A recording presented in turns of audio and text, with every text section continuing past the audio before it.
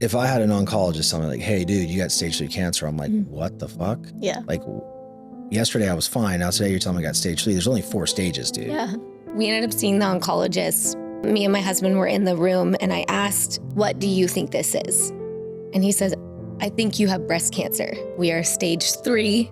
And I remember looking at my husband and trying to hold my shit together, because if I start getting emotional, I know it's gonna make him get emotional.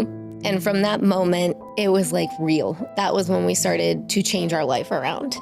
When you say change your life around, what are some of the things that you guys did immediately? We wanted to prepare my body for the fight. I'm gonna flip the pages in this chapter Yeah. and I'll be, see you later. Yeah. I wanna be done with it. Have you ever thought of like, what if?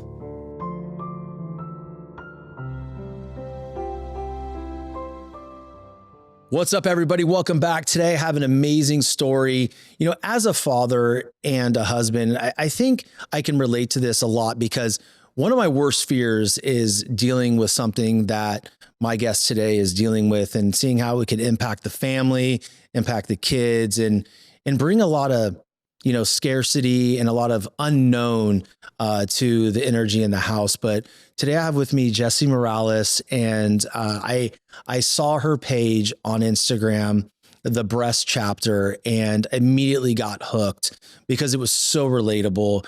And she was talking about her journey in going through breast cancer. And I was lucky enough to connect with her on Instagram, and then her amazing husband, Andrew, who's also here. We've built a friendship and had a lot of going back and forth and really trying to get this thing set up today. But we're going to tell her story today. She's an amazing individual, super brave and strong.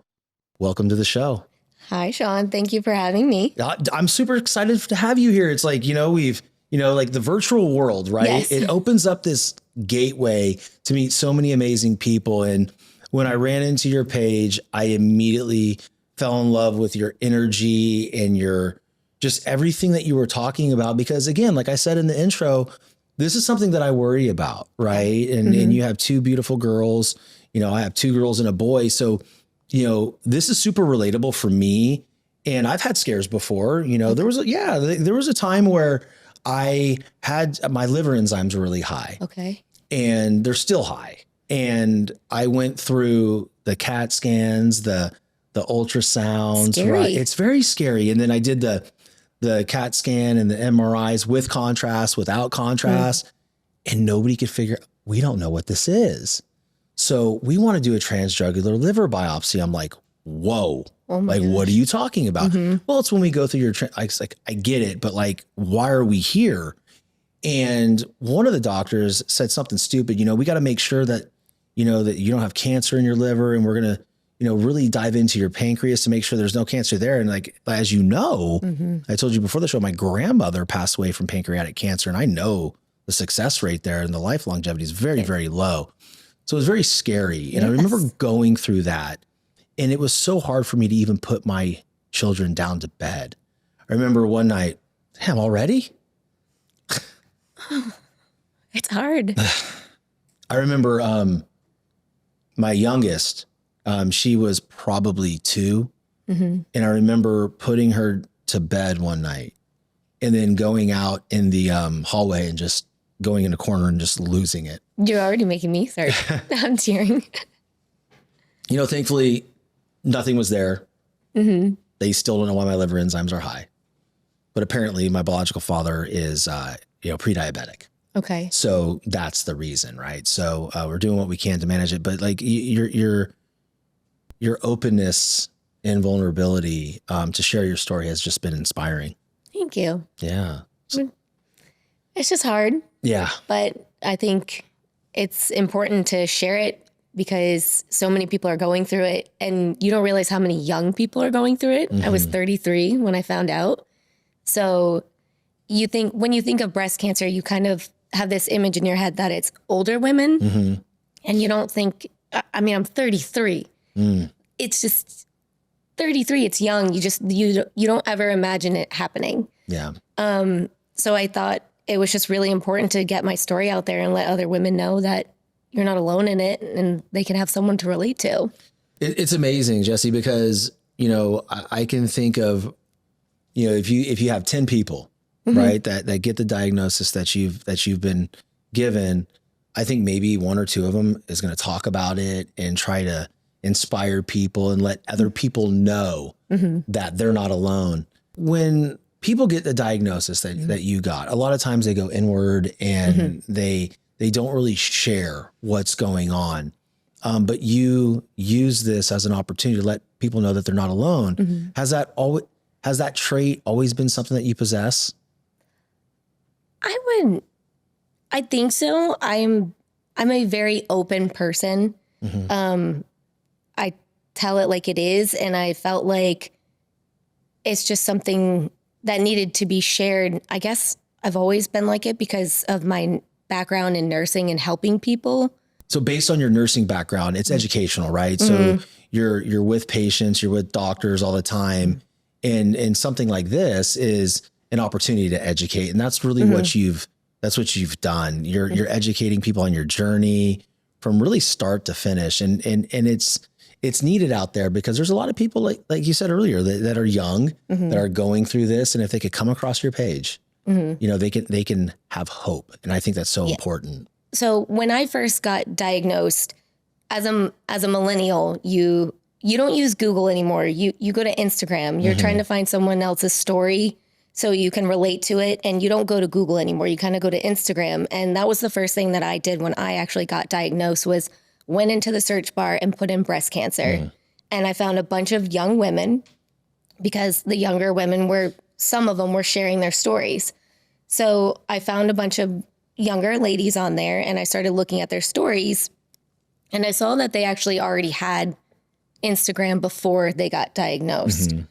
And they didn't show the complete story of it from start to finish. And I felt like that was where it was really lacking and that I needed to share that part because I was looking for answers and I couldn't find answers anywhere. And I'm young and I don't know what to expect. And I felt like if I was feeling like this, there's multiple women that are feeling like this. So I needed to start my journey. I needed to start it from the very beginning. So that was my thing was I'm going to show everything because if you're like me and you have a type A personality, you want to know all the details. So start to finish, the first day of me going to get my biopsy done, I wanted to video it because if it did turn out breast cancer, I wanted to share that journey. I wanted to share every raw bit of it, all my emotions and not just the positive that you see on Instagram, because that's the real life behind it is that it's not always positive. That's true. It's really emotional. And that's where I found as I gained so many followers is because I was open and honest about my situation and I wasn't just sugarcoating anything. No, you made a whole other page. Yeah. Yes. You made a whole other page, right? And it exploded. And it's been a cool thing to watch. I mean, hey, I'm a positive dude. Like I already know the outcome. Like 6 weeks, 6 weeks. Let's ring that fucking bell. You know what I mean? Yes. And that's the goal. But walk me through when you had the biopsy, were you feeling a certain type of way? Did you find a lump or was it just like a normal mammogram and something popped up? Walk us through that. So I actually found the lump by accident. Me and my husband were sitting on the couch. Uh-oh. Our girl, we were just chilling on the couch. Okay. My girls were running around and I don't know what it is, but women tend to sometimes feel their breast. And I felt a lump and I actually have cystic breasts. So my breasts are kind of lumpy. I'm used to it. I also 2 years in 2.5 years in 2023, I had a breast lift. Okay. I did have 2 young children and they were down to the floor. So we got them lifted up. You made them happy again. Yes. So I had a lot of scar tissue and everything there. I mean, still healing. So there's lots of new lumps and bumps and everything in there. And I was just like, it was normal to feel lumps. So I kind of felt this one and I was like, a little red flag went off and I was like, to my husband, I was like, this feels a little weird. I was like, feel this. And he's like, get it checked out now. And I'm like, no, it's just a cyst. Like, there's nothing. It's cyst. I have dense breasts. It's fine. Yeah. And he's like, absolutely not. Call your doctor right now. I was like, okay. So I caved I ended up calling my OBGYN or my GYN, got an appointment 2 days later. I went and saw her and she felt it and she thought it was a little irregular also. Okay. So we got the mammogram and ultrasound.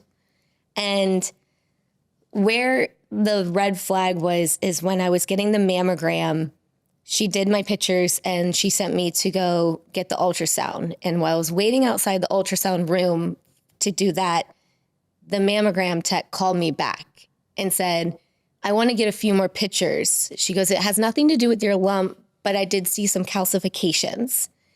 And I was like, I was like, that doesn't sound great. Right. She's like, if the radiologist sees it, he'll want you to come back. I'm just trying to save you a trip. I'm like, great. That's awesome. So after that, then I went and did my ultrasound and I went home. I was just in the back of your mind. You're like, that just didn't sit right. Mm-hmm. I got home and within 4 hours I had the report, and which is very quick. And I remember my husband was out in the garage and I opened up my phone and just kind of did a quick glance and I see like 3 parts on the report. Highly suspicious of malignancy all over. So I run into the garage and I get my husband and I was like, I'm literally shaking. I like put my phone up. He goes, I don't know what this is. Let me shut the garage. So he comes in and I give it to him. And I remember just reading it again. I go, highly suspicious of malignancy. And I dropped down to the floor and I just started crying. I was in the kitchen. And from that moment, it was like real in my mind. We didn't know anything yet, but the doctor hadn't even called yet. We're still waiting on everything. I ended up calling the doctor because I hadn't heard from them. I was like, I got it on my portal and I haven't heard from anyone. She goes, okay, we'll give you a call back in a little bit. They gave me a call back. She says to me, she goes, we're going to refer you to a breast oncologist. And when you hear the word oncologist, it's terrifying. Mm-hmm. We ended up seeing the oncologist. He wanted to do the 3 biopsies, not 1 biopsy, but 3, because it did spread to my lymph node, which was another hard pill to swallow when you hear that it's not just in your breast, it's in your lymph nodes now, because then you're thinking that it's metastasized all over your body. But me and my husband were in the room and I asked the breast surgeon, I said, without the biopsies and with what we know right now, what do you think this is? And he says, I think you have breast cancer. And I remember looking at my husband and looking at my husband and trying to hold my shit together, because if I start getting emotional, I know it's going to make him get emotional. So I'm just trying to keep a smile on my face. And the surgeon's just like, I think you have breast cancer, but you are young. You are going to beat this and you have a really good chance of survival. He goes, and if it's not, for some reason, you are going to have the biggest party of your life and you are going to celebrate. And I said, okay. But after leaving that appointment, that was when me and my husband, it kind of took the real fact of that this is breast cancer. And even without the biopsy, that was when we started to change our life around, was that moment. When you say change your life around, what are some of the things that you guys did immediately? Oh, we did all the research and all the things that you do when you first get diagnosed with cancer. Why did this happen? What can I change? What can I do? What causes cancer? All the things. We started getting rid of all the toxic pots and pans in our house, all the cleaning products. We went to non-toxic for everything, shampoos, conditioners, body products, every single thing, deodorants, our food, all organic, no artificial sweeteners. Like we just transformed our lives overnight, because it wasn't that caused it, but it was something that was going to help my body in the fight, is changing my terrain. So we decided to start that before we even got the diagnosis officially. We wanted to prepare my body for the fight. Hey guys, we're going to take a quick break and we're going to slide into our recovery segment brought to you by Therabody. What an amazing technology that Therabody has. And it was founded on a really cool story by Dr. Jason Wersland. It was founded on pain. He got into an accident and had this extreme pain in his arm and found that percussive therapy really helped. So he created the very first version of the Theragun with a Makita drill just to pilot and test to see if his pain could be relieved by percussive therapy overall. And surely it was. So now birth to the Theragun and now Therabody, who has a multitude of products to help you recover emotionally and physically. And some of the products even help with stress, meditation, and better sleep, and just overall better wellness. And when I had Dr. J on the show earlier in 2025, it really spoke to me because his platform was founded out of physical pain, and the Determined Society was founded out of emotional pain.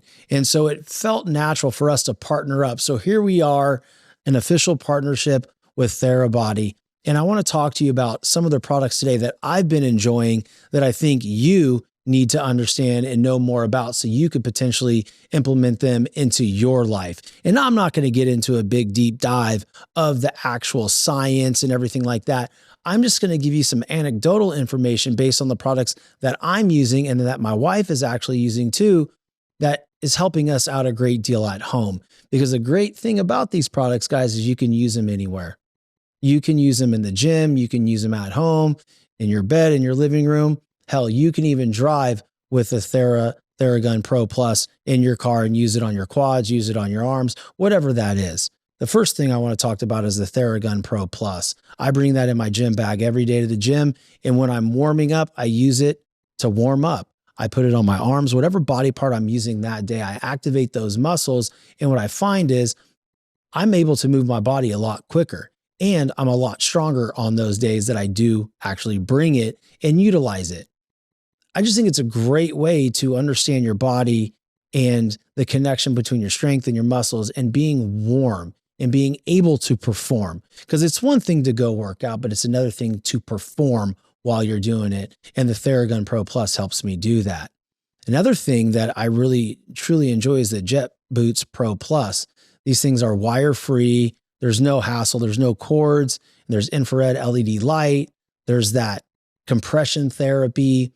And I've been having bad pains in my ankles, both of them actually, for about a year. And I don't understand where it's coming from. But when I started using the boots religiously after a leg day or after a cardio session, I throw those boots on and I find myself a lot looser afterwards. I find myself lighter. And then the next day, there's no pain in my lower extremity, like my feet. The other thing that I really enjoy is that product really helps me recover a lot quicker. And let's face it, that's the most important thing when we're trying to move our bodies or we're trying to succeed in life is we want quick recovery emotionally and physically. And these products help me do that. And they can help you do that as well. One of the other things that I really want to go into because it's helping my wife out a ton with headaches and being able to distract from the noise in her mind. And honestly, it helps me with that too, is the smart goggles. Whenever we feel a slight headache coming on or things are getting really heavy just in our minds, just thinking about all the stressors, all the things out there that we can't control, we throw the goggles on, get in a quiet place, and there's different cycles on there and different intensities of vibrations and massaging that you can either turn it up or turn it down. And what I really enjoy is it allows me to focus on what's going on with just me. And I think about things, and the massaging with the smart goggles relieves either headaches and it relaxes me and relaxes my wife to a point where we can fall asleep better. We are preparing to kind of downshift and shut down and slow down for the evening. So I heavily recommend them. The other thing it's really good for is just creating a peaceful time in your day. And what I found since using the smart goggles and then the other products is it works for me, it works for my family, and I know it can work for you too. So I want you guys to think about things that you are struggling with. If it's lower back pain, or you wake up in the morning, your neck is tight, I'm going to tell you, the Theragun Pro Plus will help that out. They have cold therapy on it, hot therapy. I mean, think about that. When I opened that box and realized that I could have heat therapy and cold therapy and a Theragun, changed everything for me. And also really made the thing that I hate doing the most is warm up, made that very easy for me just by applying it to the muscle group that I'm going to use before I do it and in between sets, which promotes quicker recovery between sets. So if you're looking to go high volume or to lift heavy weights, I strongly consider that. All these products are there to help you move along in your day with less pain and recover quicker. So go check it out, because now, like I said, the official partnership has begun. And from now until the end of March, in your first order, you get 15% off your first order, not every order. So if you're going to buy some stuff, load up there in that cart for that first time and you get 15% off. Go to therabody.com, and at checkout, the code is determined. So let me know how you guys like it. Until then, stay determined. I think there's two types of people. And when you're faced with something like that, ones that are going to find the solutions and step the fuck up. Yeah.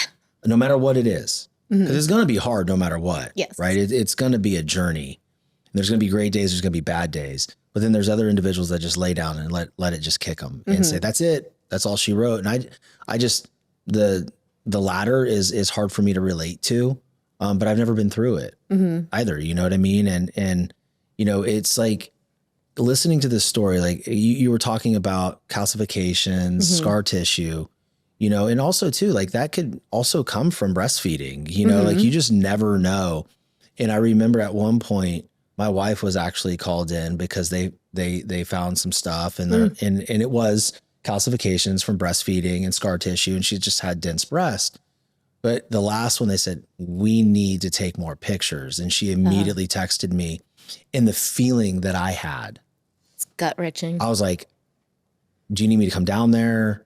You know, like at what office are you at? It's one of those things as a man and a husband, like you want to protect, and you realize at that moment, and I'm sure Andrew thought the same or felt the same way. You know, once you got the report and the, you know, the biopsies and everything, is like, there's nothing I can do to fix this. Yep. That is bone crushing for a man. Yeah. How long ago was the diagnosis? November 6th. Oh, like very like last quarter. Yeah. Like just last year. Not a very good journey through the holiday season. Oh, no. Holy shit, man. The doctor finally, you know, you get the biopsies, and from that point on, they just came. How long did it take to get those results back to give you the actual news? So it actually, I got the breast biopsies done on November 4th, and I got the results back on the 6th. So 2 days later, which was... That's quick. That was quick. And that's the hardest part about cancer so far, is the waiting game at the beginning. It is so hard to wait for answers. But luckily, I did get those answers pretty quickly. The radiologist had called me. I didn't even speak to the doctor. And she had told me that, you know, they did come back positive, all 3 of them. So cancer in the lymph nodes, the calcification was cancerous, and the lump was cancerous. So 3 spots. And then she had mentioned that I would be getting a phone call later on from the not the plastic surgeon, the breast surgeon. And right then he called the next week and was like, well, the next step is going to be a PET scan because we need to see where we're at. And that was the next terrifying thing. That's anxietizing, right? Because now you're like, okay, because your biggest fear is it metastasized and it's everywhere in your body. Yes. And then you got to go through that. How long did the PET scan take, results take to get back to you? It's such a blur. I think that one was pretty quick too. We had to wait longer to get the PET scan though. So the waiting of just waiting to go get the scan was a lot. But we got the news and we were driving in the car, And I just remember celebrating. We jumped out of the car and he called and said that it had not metastasized. We are stage 3 and not stage 4. Okay. Because of the size of the lump and into the lymph nodes, because they did see that it was a couple lymph nodes, 2 or 3 lymph nodes. But yeah, so no metastasis. And it's a great point to celebrate, right? Yeah. Especially in that moment. And, a lot of people can go, well, hey, I still have cancer. This still sucks. But, again, at least it's not metastasized. And then, it's like centrally located and, Yes. and the treatment options are definitely Better. a little bit better and more direct. Right. Yes. And, man, it's so hard because again, like I said in the beginning, it's my biggest fear because the babies, man, like The babies. how did you work through that, and how do you still work through that? I mean, that's a scary thing. It's really hard.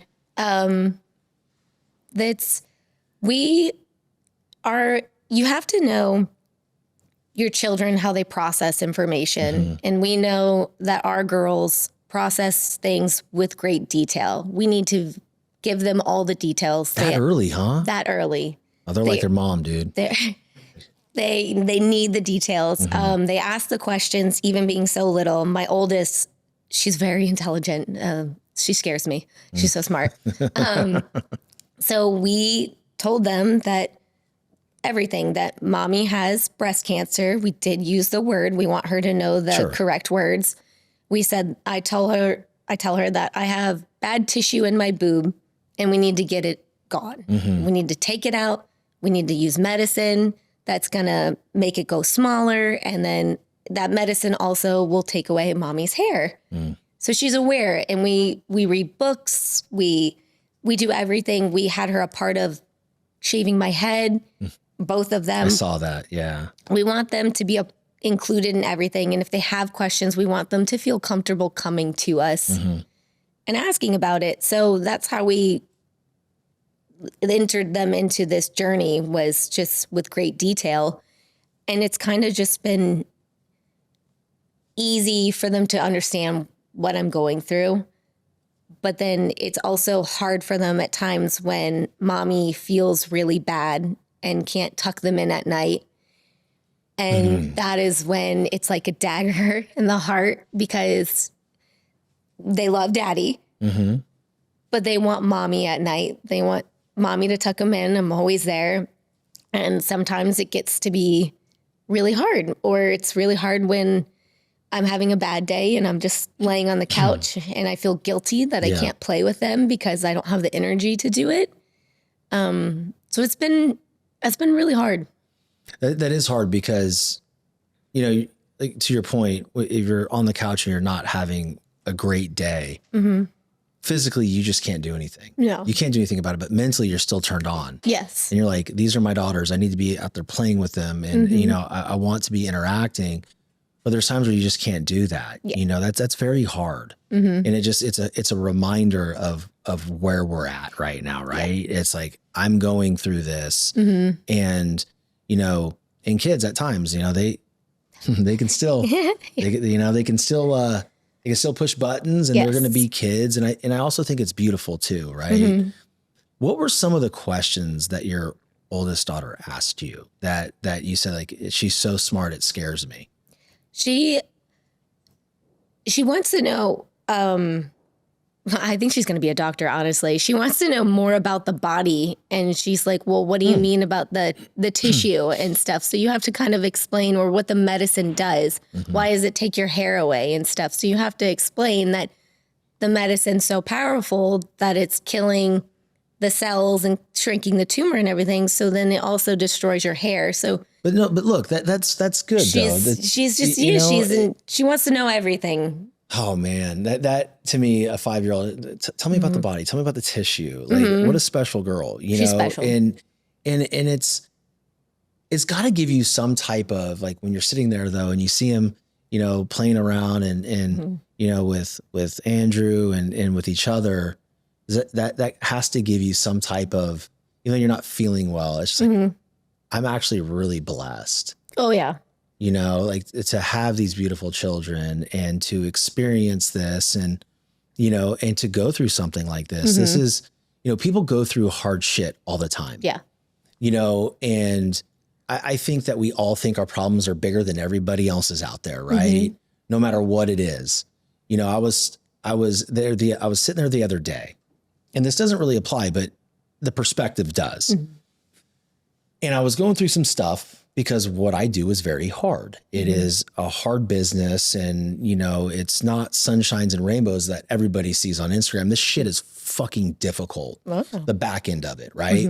And I was just kind of in my shit. I was like, man, this is so hard. You know, this is wrong, that is wrong.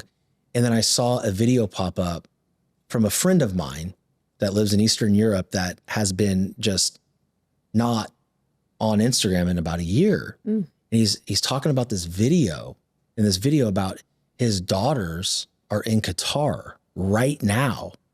And I'm like, holy shit. Oh my God. Like, oh my God. I'm like, I messaged him like, bro, are you good? And we exchanged, you know, some voice notes over Instagram, and, you know, he got choked up. I got choked up.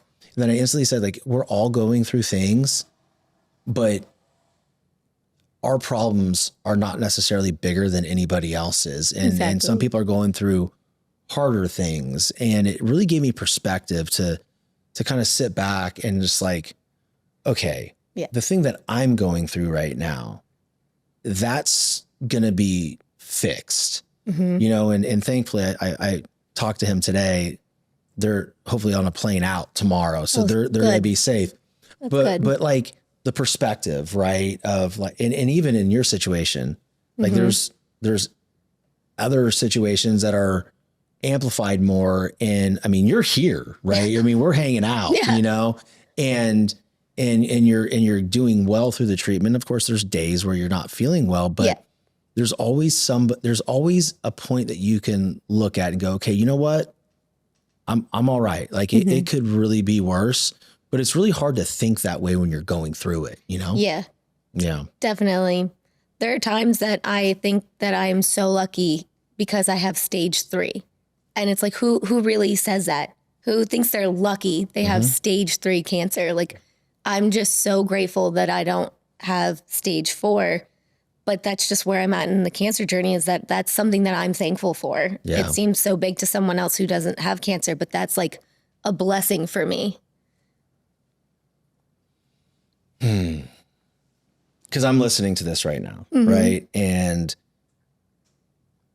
if I had an oncologist tell me like, hey, dude, you got stage 3 cancer, I'm like, what the fuck? Yeah. Like yesterday I was fine. Now today you're telling me I got stage 3. There's only 4 stages, dude. Yeah. You know what I mean? But that says a lot about you as a person though, right? And I think that in these moments, in this battle you're going through, this fight, and it just, you're in the trenches, right? Yeah. And no matter what you are faced with in the years to come, you're going to be able to call on this experience, be like, I got through that. Yes. This ain't shit. Like, I got this, right? But you're always going to be able to find your way through something. And when it's all said and done, this is building you for something that you don't even know what's coming. This is just my chapter. Yeah. It's not my whole story. No. And that's a great point, because a lot of people make it the whole story. Yep. And you can't do that. I'm going to flip the pages in this chapter and I'll be, see you later. Yeah. And hopefully in 6 weeks we can close the damn book, right? Yes, at least we'll get that book. Chemo bell. Yeah, right. Yeah, exactly. You got what, 6 more? 6 more? 6 more chemos. Now you go every week, or is every it? week? Okay. Wow. What's that experience been like? Oh God.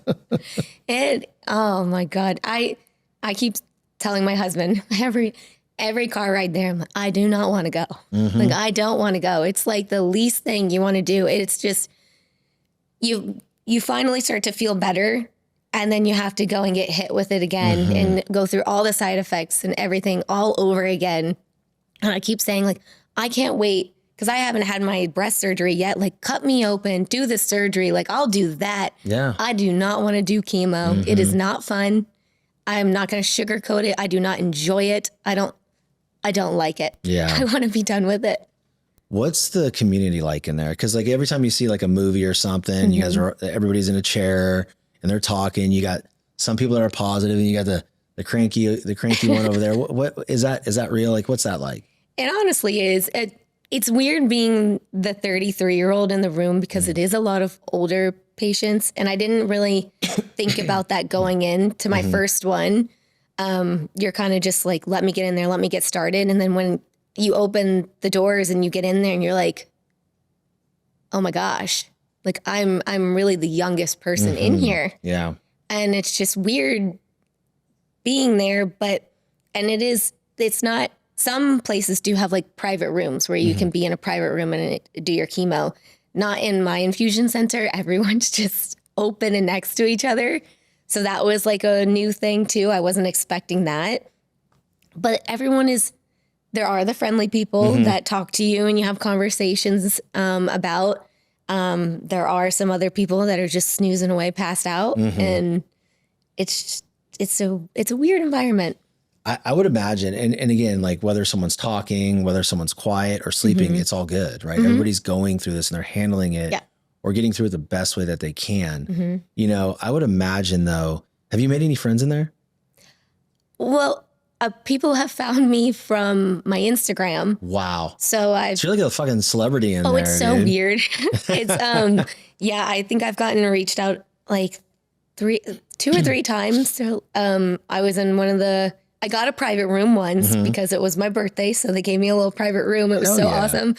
And, the whole staff came and sang happy birthday to me. So everyone in the infusion center heard it. And a woman was going by and she was like, oh, happy birthday. She goes, you're Jessie from Instagram or the breast chapter. And I was like, hi. So, Hi. Nice to see you. And then someone else has run into me. I'm like, oh my gosh. Like, so it's cool. Yeah. But it's nice because then I get to like see a familiar face now. So now I get to see them every time and go and talk to them and see how they're doing. And we talk on Instagram now. And so it's nice. That's pretty cool though. You know, like it is nice to be recognized, you know, it happens and it's one of those things that when it first happens, it's like, wait, what? This is weird. Happened to me at a restaurant with my wife one time. And it was the server. He was a cool dude. He's like, yeah, man, you actually were commenting back to me on YouTube. He's like, wait, was that you? I go, it's me. Yeah, it's me. I'm a control freak. I don't let anybody in my DMs or comment for me because I like the community aspect, right? Because you can build friendships that way. But yeah, I can imagine that would be weird, you know, because it's a shock. It's something completely different, right?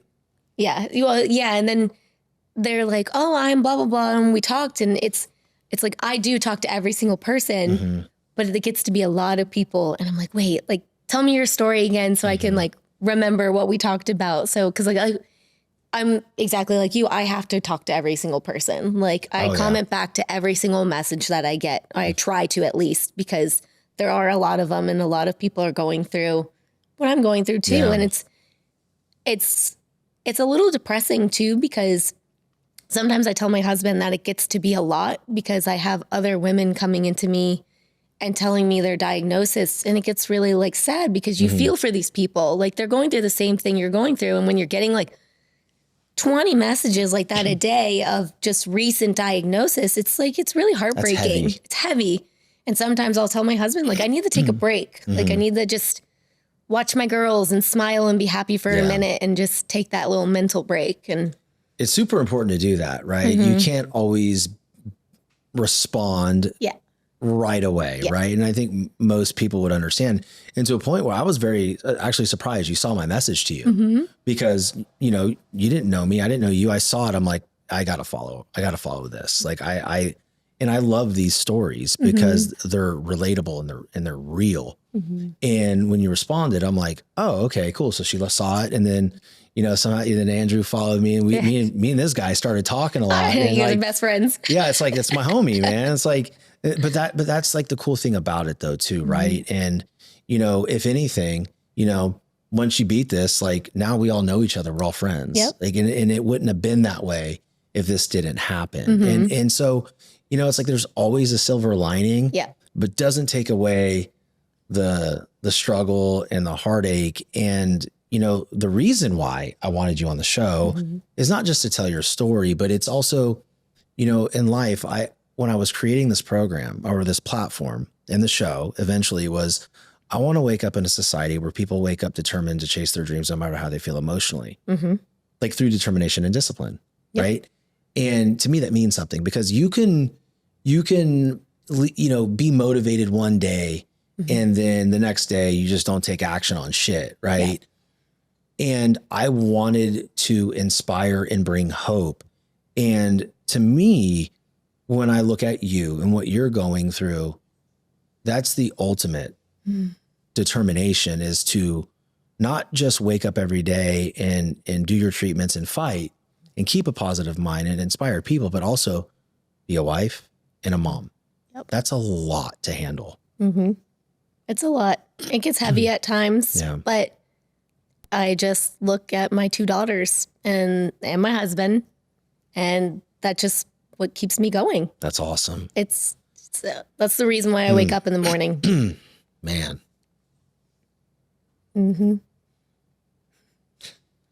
It's so funny because like having these types of conversations makes me feel really silly for the moments that I'm just annoyed in my house. I think it's normal. Like, like, hey, don't tell me, Andrew, you don't get annoyed with this chick. I'm telling you right now, like everybody gets annoyed with their children, their spouse, their friends, like Danny's dumbass right there. I'm going through cancer and we still get annoyed with each other. Yeah. We still fight. And that's the thing. And like, that's like, what are we fighting about? But it's just so important to acknowledge those things because it isn't sunshine and rainbows. It is a lot of, emotion going back and forth, Have you, this is a hard question to ask. And I ask it with love and empathy. Have you ever thought of like, what if? Yeah. It's terrifying. Because, and that's another reason why the internet's so scary too, is because you do see other people's stories and then you're like, holy crap, if that can happen to them, that can happen to me. What if the chemo stops working? What if they don't get everything in surgery? And then that just leaves you down a bad path. And I try to quickly get myself out of that headspace because I don't want to go down that road and I want to stay positive. Yeah. But yeah, it definitely, so I think it would cross anyone's mind. Yeah. How do you get out of that? Honestly, I don't even know. It's just you start going down it and you just got to pull yourself back. You just got to think about your family and you just got to think of the good and everything that I have good right now and the Lord and everything. And that's how I kind of get my headspace back into it. That's a good strategy. That's a good strategy. And the reason I asked that question is because, it's hard. It's really hard. So I think everybody's always asking, what if? Right? We live in a world like where the craziest shit can happen, right? For me, my kids are in a prep school. I'm blessed. My wife is a teacher there and, they're in a pretty safe environment. But there's times when things go on in the world. Like I can't even, like when I get my wife and my kids out the door in the morning, put them in the car, tell them all I love them. I'm like, I don't even want them to be at school today. Yeah. That's my everything. All 3 of my kids and my wife. And I, for the longest time, I think it was when the Minneapolis thing happened recently, I'm like, and then I had a gentleman on my show that his daughter Meadow was killed in Parkland. And I'm like, dude, like this could actually happen. And so for like a week or two, like I literally, when my family would leave, I would cry. Really? Yes. Because I just thought like, this is too heavy for me. It's like, what ifs always happen. Yeah. It's like the other night I'm watching a show with my wife and this is actually a really good show. It's called, oh my God, what is it? It's on Apple TV. It's, Harrison Ford's in it. Jason Segel's in it. Oh my God, what is it? And I can't remember, but we just started watching it the other night and Jason Segel is the one that was in, Forgetting Sarah Marshall. Yep. And his wife had passed, and now he's an absolute fucking wreck. Like, Yeah. he's got women for hire over, he's drinking, there's some pills in it, you know, out there, they're like messing around, but he's got a daughter who's in high school. Right.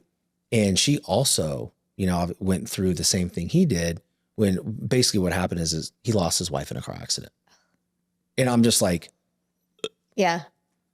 And what if? And I'm like, fuck. And I looked at my wife. I go, Jackie, I don't know if I can watch this right now. And she goes, that's it's good. I'm like, no. I'm like, what if? Like, what if? It's like, there's always this what if with anything, you know? And that's why I asked the question, because, you know, people make fun of me and say, dude, you drive like a grandma.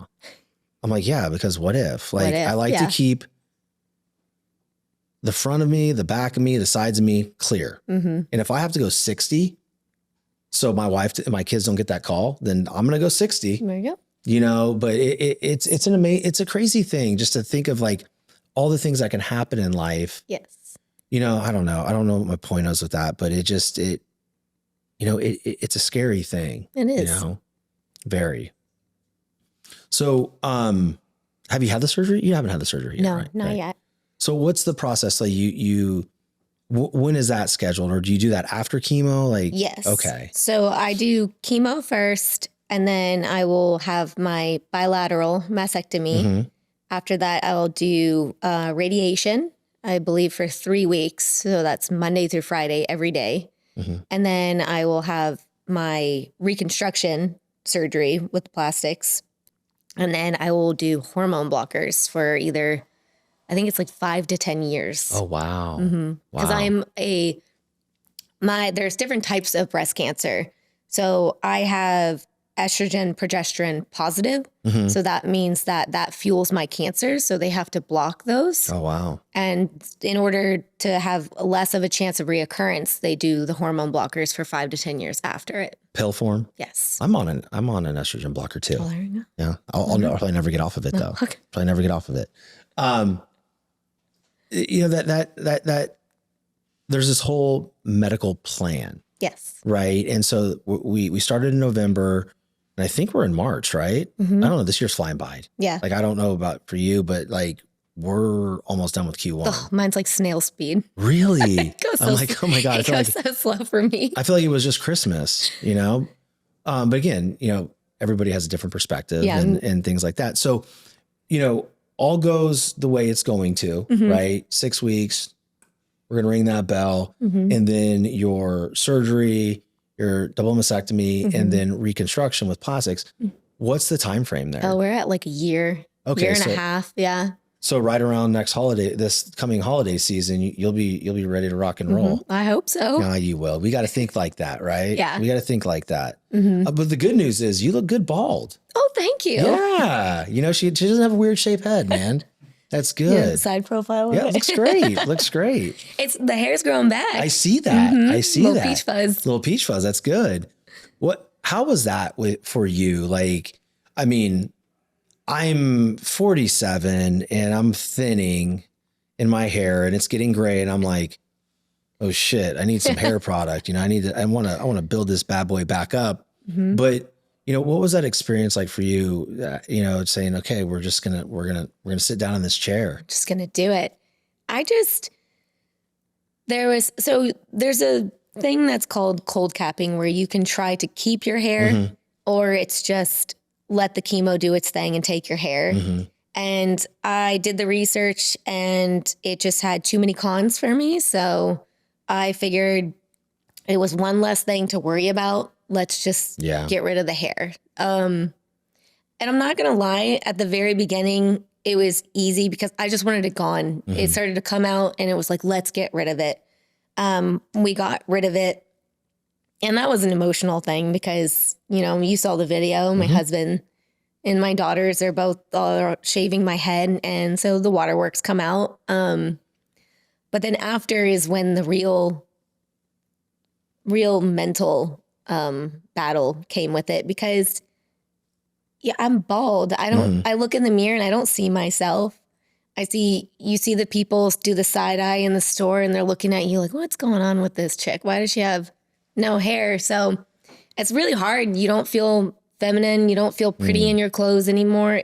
It's hard, but I know rocking it is easier than just being depressed about it. And so I just show up and I'm just proud to have a bald head.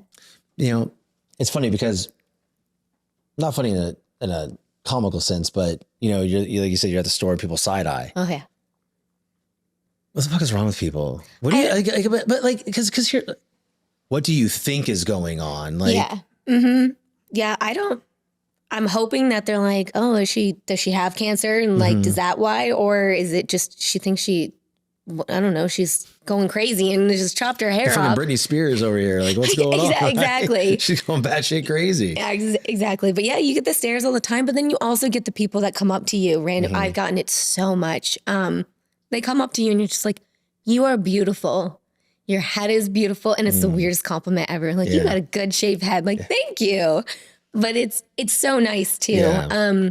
And I've had that multiple times. Target, at the Cancer Institute, the nurses, that I finally like didn't wear a beanie one day and they're like, oh my gosh, like you look so good. I'm like, well, thank you. So there's gives and takes. Yeah. I mean, I'm going to tell you right now, like, it doesn't look bad at all. Like, it actually looks good. Like, you could, if you decided that's the look you wanted, you would pull it off. Thank you. Could, and I'm not bullshitting you, but it's, I think that most people too, you know, I think we all think when someone stares at us or looks at us, they're thinking something, right? When I was super overweight, every time somebody looked at me, I thought they were like looking at me going like, you're fat.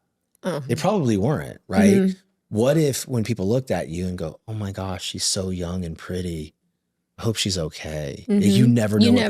You never know. And so that's why it's kind of like so important to just dance. Yeah. Just like live your own life. And like, you know, I'll just keep walking by. Yeah. Just keep doing your thing. And oh man, I tell you what, it's because we can never be responsible for somebody else, like what they think about what we're doing or what we look like. And that's also something that you learn with cancer is that you don't know what other people are going through because that woman that's looking at me, it could be a reminder of her sister, her mom who's gone through cancer. You don't know. They could just be like, oh, I know what she's going through.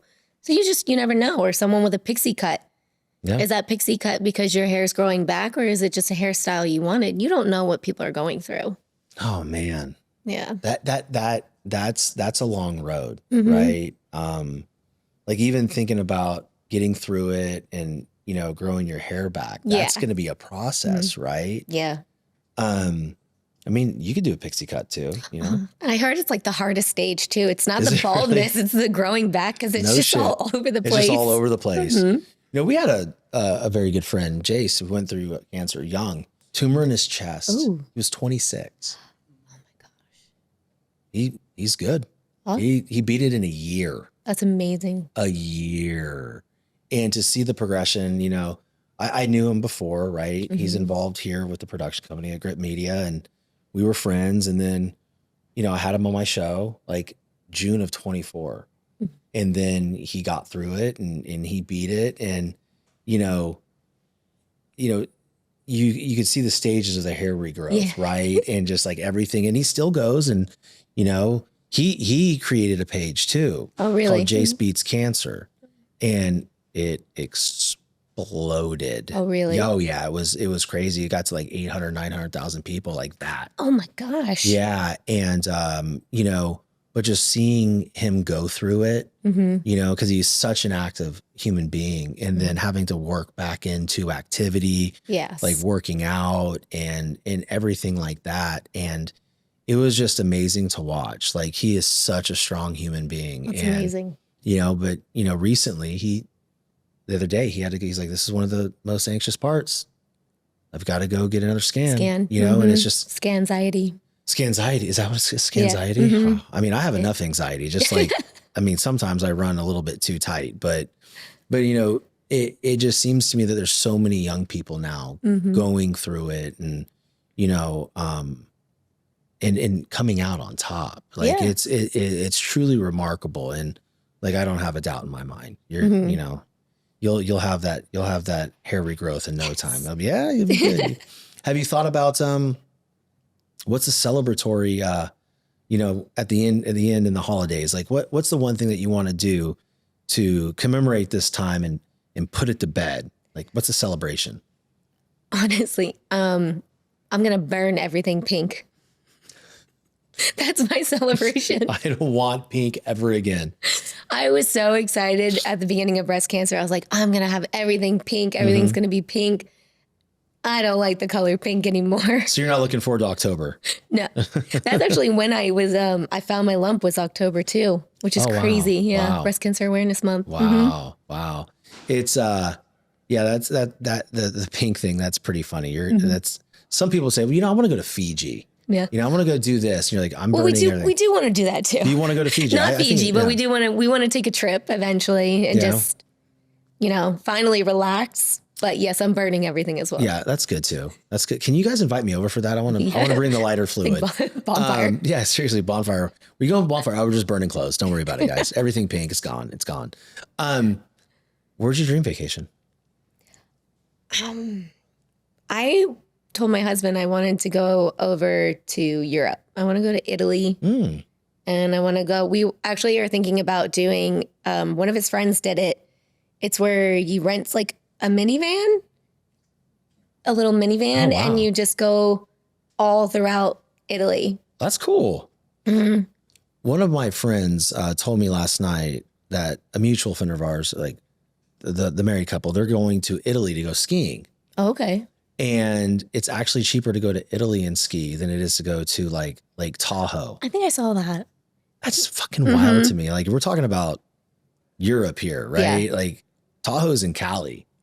Like, it's just crazy to me. So I always like to hear like these plans though, right? Because what I hope that you do is visualize those moments. Yeah.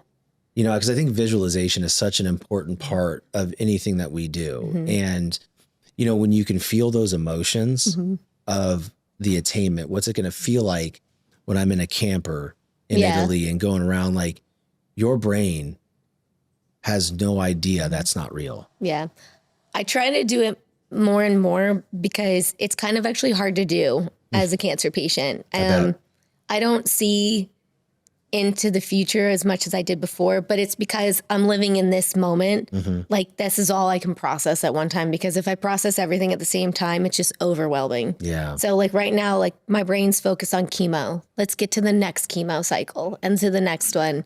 Like, I haven't thought about surgery yet because I'm focused on chemo. Because if I start thinking about my surgery, then I get overwhelmed and I start thinking about, oh, what about this and this and this? So yeah, I am trying to think more of like the end game, but I'm like trying to also just be present with where I am. Damn it, you just stole my word. No.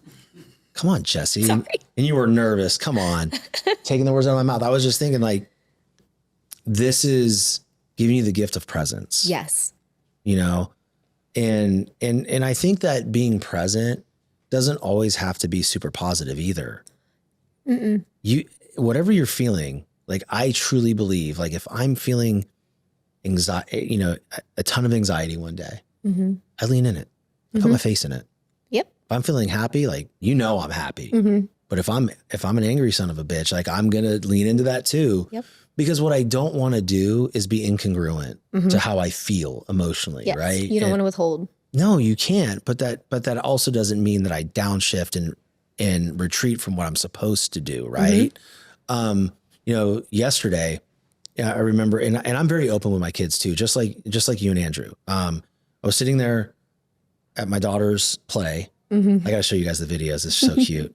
And I was like, to the right of me was my older daughter and then my wife. And I just had my like head like in my lap.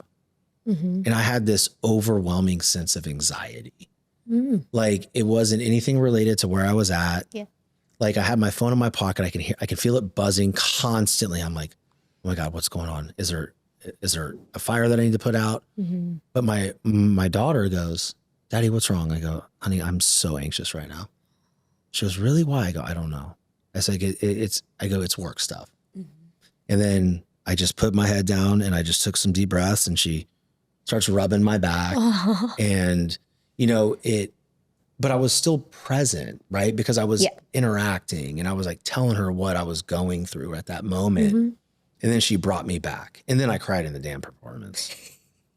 It's like, You had to get it out. I just, like yesterday was a whole thing. I told you guys, like off camera, like I got emotional during the Wackadoo Zoo. And then I got emotional at the very ending of 13 going on 30 last night. That's where I'm at in my life, Jessie. You're manstraining. I seriously, holy shit. Like, but I'm a crier though. Like I can. That's not a bad thing. I don't think it is either. Mm-mm. I think I grew up being told that boys and men don't cry. Mm-hmm. And what I found is I was always angry because of it, because I never released these emotions. For me now though, like if I'm feeling a certain way, like I'm leaning into that shit, because I think at that point, then I can understand my emotions, right? And then I can be better for everybody else around me. Mm-hmm. Exactly. Yeah. Oh man. Yeah. I tell you what, like I'm impressed by you guys, like truly, because, again, I've said it time and time again, over the last hour now almost, is to see you guys go through this and see you specifically go through the journey, right? You're the one directly going through it. Yeah. But the amount of support and love you have in your house, it's easy to see it. Mm-hmm. It's easy to see it. It comes out. Mm-hmm. But like, oh, damn it. The thing is I think it's important as a man to have other men that they can lean on and open up to. And I admire you, man. Andrew, I dude, because I never want to go through this. Yeah. But I know what a real man acts like when he does. I wouldn't have been able to get through what I've gone through without him. That's amazing. He's my rock. Yeah. He's been there every step of the way. He's been at every chemo. He watches the girls when I can't do it, and he takes care of the house. I would have been nothing without him. I owe a lot to him. That to me is true masculinity. It is. Because I think it's misconstrued a lot nowadays. Mm-hmm. Like the Andrew Tates of the world, and like everybody, like, this is what masculinity is really supposed to be. And like, no. Yeah. A real man is supposed to be tender, understanding, strong, exactly. and just be there when he's supposed to be. That to me, that's a man showing up when shit is not going the right way. Right. What are some of the qualities in Andrew that you may have already known, but have really come to light in this journey that you respect so much more now? He's caring to like another level of caring. Like he puts me first. He's always put me first, but like this level of first is anything that I need. If I'm with the chemo and the side effects, it's hour by hour. You don't know how you're going to feel the next 5 minutes. Oh, Jesus. And I'll be cleaning the house, or I'll be playing with the girls, or I'll be doing something in the house, and I'll just be standing there. I'm like, I can't stand anymore. I need to just go lay down. And he will just be like, go lay down. I got it. No worries, no confrontation, no nothing. Just you go and relax. And he's just always put me first, but this is just like another level of like, I got it. Don't worry about it.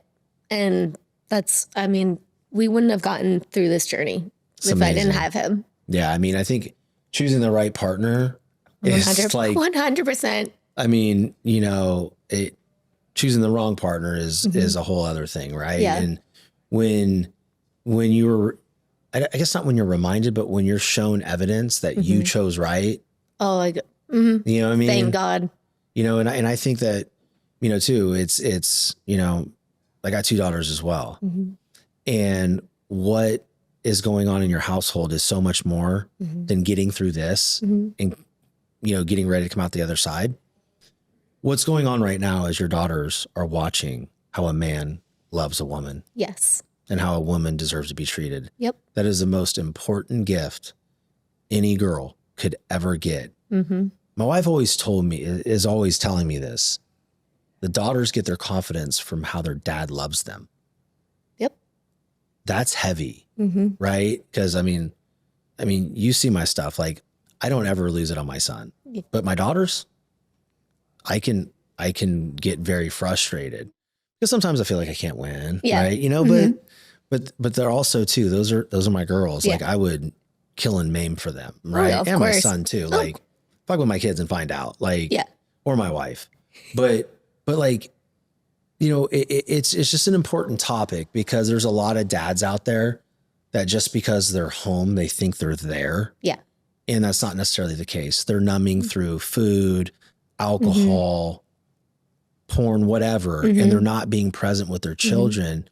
And a daughter needs their dad. Yeah. Just like us. I mean, look, a son and a daughter need their dad. Son and a daughter need their mom, because there's two different gifts that each one's have, right? Like, my daughters love cuddling with me at night, but if they had their choice, they want mama. Yeah. They want mama. Yes. You know, and, but in the morning, they all come downstairs and they know I'm cooking their breakfast. Oh, like there's sweet, like, those are the different things, right? The different, we don't really exercise normal gender roles in our house. We just do what we need to do. Exactly. You know, like, if I'm not home and the garbage needs to be taken out, Jackie will get up and go do it. Of course. Yep. You know, if, you know, I notice that the laundry's getting, I'm going to do better at this, babe. I promise. Like, it's in my calendar, but I keep fucking it up. I'm just, but I want to be able to put the laundry in, you know, and take it out. The problem with the laundry is I don't like folding it. Yeah. You know, like, that's the thing that fucks me up. Like, I'll wash it and dry it. Like, that's fine. But I get, you know, I think we're all wired, you know, in a household to really make sure that the home is moving as smoothly as possible. Because when it doesn't, then when my wife gets home, she's stressed. Yes. Right. So we have a thing is, if I'm giving 80, you got to give 20. Like, we get it to 100, but like, say I'm just slacking today I'm at 80%. I need you to carry my weight in the 20%. That's what we do. Yeah. He knows when I would work long hours, he would fix dinner. He would do, he's the cook. I am not the cook. I'm the cook too. Dude, I cook every meal, every one of them. Every one of them. But if I'm struggling with laundry and I'm behind, he knows how to do it. He will do it. He'll take out the trash or empty the trash cans. Like, he's there. He's the backbone. That's awesome. That's good. Yeah. Not surprised, buddy. No. Not surprised. Well, thank you so much for coming on. And it's been great chatting with you. I think we're going to go get food now, right? We're going to get some food. And, you know, what I hope people heard out of this is just your grit and your determination to get through this and to be ready to come out the other side, but at the same time, be present where you're at. Always, right? Because there's a gift there, right? And even though it's not something that's always going to be fun, it's important to remember this. It taught us to slow down. Did you used to move really, really fast? All the time with just being busy with work and the kids, and we're just trying to get through the motions, you know, get to the end of the night. And you're just trying to get everything done. Now it's kind of like, let's just slow down. Yeah. And because I'm not currently working. So it's given us actually more time with the girls, like me personally, which I'm actually really grateful for, even though it's shitty circumstances. But you still get more time with them, right? And it's so funny when the reason I asked, like, you move fast is I feel like the day, quick. And once the kids come through the door after school, hurricane. Yeah. Yes. Homework. Can I have a snack? I'm like, I gave you snacks. Like, now you want more snacks. Like, you know, and then it's dinner. You know, then if it's a night the girls have to wash their hair. Oh geez, that's another thing, right? Like, my youngest, she doesn't like, you know, cause she has a lot of hair. And then my middle child, she's like, okay, I'll wash my hair. It's fine. It's no big deal. But like, there's always something going on. Yes. You know, and I think that being able to slow the game down a little bit is something that I need to get better at, because, you know, the school, you know, hearing the kids about the kids' day, certain things that they're struggling with, the homework, their sports, you know, my wife and her stuff. And then I have my shit too. Yeah. Right. And it's always hard to sit there and go like, is this a time where I should interject and be like, hey, I'm struggling with this today? Mm-hmm. Or do I just need to let them have this and slow my shit down, but then also slow down to a point where I'm actually enjoying the evening? Mm-hmm. Because that's hard. Yeah. That's, I realize I get to. That's the thing is what I get to brush their hair, or I get to tuck them in now, because sometimes you're going so fast, or I'm feeling crummy from chemo and I don't get to do that. So now when I get those chances, I get to tuck them in to bed and everything like that. So I think that's a new outlook that we have, is to slow down, and I get to give them a bath tonight. I get to make them dinner. And sometimes I don't get to do that. Yeah. So when I do, I cherish it. Reframing always helps in understanding that words actually have definition and they mean something, right? So my wife and I we get to. Like that is something that is big in our house. Yeah. And to a point where like, it's natural to say like, okay, guys, I have to go cook dinner now. My wife will go, you get to cook dinner. And I know what she means. Yes. If anybody else were at our house, be like, damn, she's telling his ass to get out in the backyard and fire that damn grill up. That's not what she's saying. Yeah. She's saying you get to have a family that you get to cook and provide for. Exactly. Right. You get to. And I think that, anytime either one of us says the word have to, it's like, nope, nope. Because we also want our kids hearing that. Yeah. Changing your mindset. Yeah. And like, there's times where my wife will look at the kids like, you get to go to this prep school. You get to have this much homework. Like, this isn't an opportunity that everybody has the opportunity to have. Yes. So I think just the reframing, right, is super important. Like, even when you're, even if you're tired, like, I'll be driving home, and I'll be like, because turning the switch off is hard for me. Yes. Right. Like, coming from this to whatever it is I'm going to walk into. Like, I don't know. Right. I have no freaking clue what I'm walking into. It's Friday. So hopefully it's Gucci. I don't know. Hopefully it's fine, but you just never know. Yeah. And understanding that no matter what it is, this is my family and I get to be here with them. Like, that is the most beautiful and natural thing ever, so, oh man. Well, thank you again. Thank for coming. you. See, it wasn't so bad, was it? No, See, it was okay. You did great. I thought you did great. I'm sure you inspired some people, and there's I hope so. people that listen to this and they can be like, oh wow, like I'm going through this right now. And that's the beautiful thing about this show, is we tell real stories. Yeah.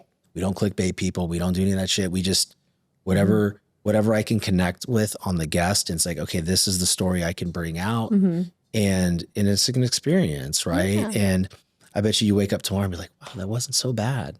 You know? Yeah. And trust me, it's going to come out very good. I have a feeling about these things, right, Dan? This is a really good one. So when it airs, you're going to get to hear this and how special your relationship is, and how special your relationship is with your kids, and how special you are to be able to shoulder this and kick the shit out of this thing. So I'm excited for you. Well, thank you. I'm excited for the bonfire. That's going to be fun. Oh my gosh. Yes. You're going to have to come. I will come. All right. I'll be there. Trust me. Well, if that's actually going down and you're going to burn that shit. My parents have a bonfire area. Yes. We will have one. We'll bring the fam. Awesome. We're going to, you know what? Yeah. Everybody will have to bring something pink. Yes. And I'll just burn it down. Bring something pink. Just one thing. Just burn it. Burn it. Oh my gosh. Well, guys, thank you so much for listening. Go check out Jessie at The Breast Chapter on Instagram. Follow her journey and watch her win this thing. But I encourage you to do one thing though.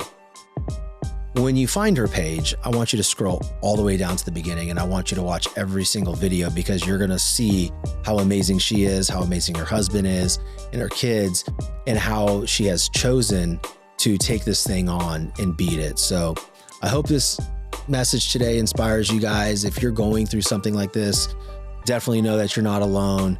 Check her out, dive into her story, and share this episode with somebody that you know, love, and trust. And thank you guys again for listening and watching. I couldn't be where I'm at without you guys being faithful listeners and watchers of the show. So have a great day, guys. And until next time, stay determined.